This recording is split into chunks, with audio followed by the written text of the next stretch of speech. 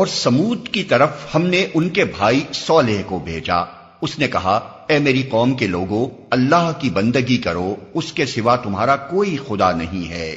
وہی ہے جس نے تم کو زمین سے پیدا کیا ہے اور یہاں تم کو بسایا ہے، لہذا تم اس سے معافی چاہو اور اس کی طرف پلٹ آؤ۔ یقیناً میرا رب قریب ہے اور وہ دعاؤں کا جواب دینے والا ہے۔ انہوں نے کہا، اے صالح، اس سے پہلے تو ہمارے درمیان ایسا شخص تھا جس سے بڑی توقعات وابستہ تھیں۔ کیا تو ہمیں ان معبودوں کی پرستش سے روکنا چاہتا ہے جن کی پرستش ہمارے باپ دادا کرتے تھے؟ تو جس طریقے کی طرف ہمیں بلا رہا ہے اس کے بارے میں ہم کو سخت شبہ ہے، جس نے ہمیں خلجان میں ڈال رکھا ہے۔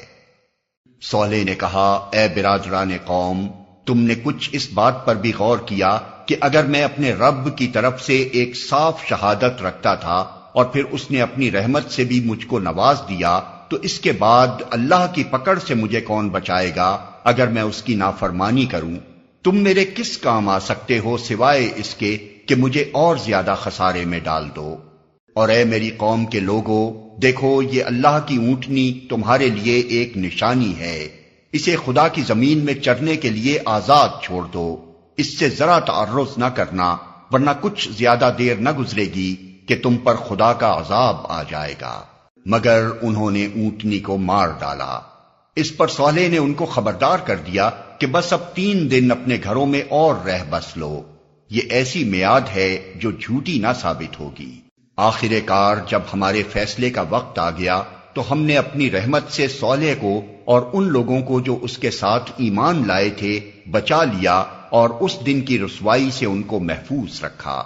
بے شک تیرا رب ہی دراصل طاقتور اور بالادست ہے۔